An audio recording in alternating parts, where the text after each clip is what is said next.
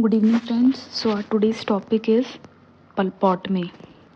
According to Finn 1995, pulpotomy is a process of complete removal of the coronal portion of the dental pulp, followed by placement of a suitable dressing or medicament that will promote healing and preserve the vitality of the tooth. It comes under vital pulp therapy. So the main objective of pulpotomy is first, removal of the inflamed and infected coronal pulp to preserve the vitality of the radicular pulp. Second, to maintain the tooth in the arch.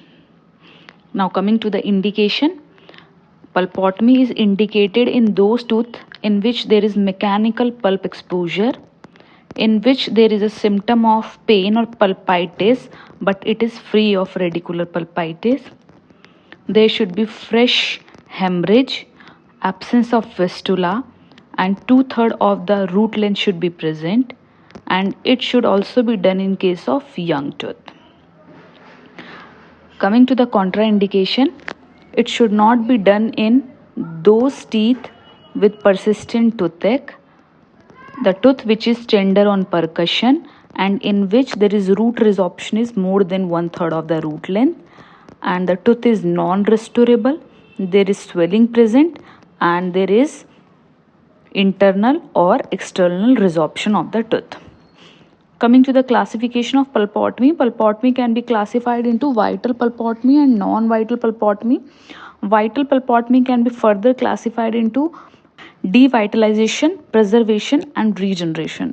Devitalization can be further classified into single sitting and two stage. In single sitting, formocresol and laser can be done.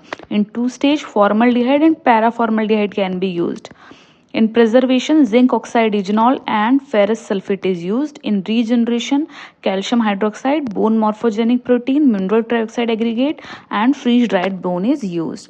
In non-vital pulpotomy is also known as motor pulpotomy, in which beechwood cresol and formocresol is used.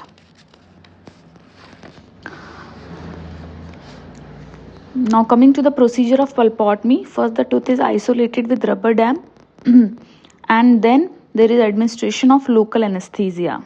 Then remove all the caries from that tooth and enlarge the exposed area. Then first deroof the pulp chamber and remove the ledges or the overhanging enamel from the tooth. And the excavation should be done with a sharp spoon excavator, and it should be irrigated with saline, and then after the pulp chamber is clean, put the cotton pallet to achieve the hemostasis.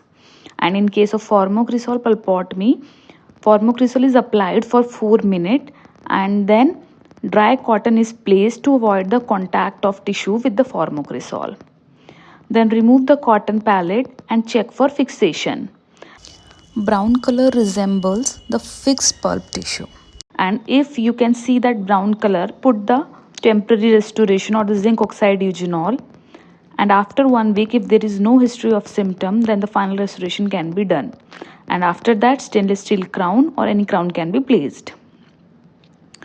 Shrek pulpotomy is another form of pulpotomy which is done in young permanent teeth, also known as calcium hydroxide pulpotomy and young permanent partial pulpotomy, in which 3 to 4 mm of pulp is removed, given by Mezier and Sivek in 1978.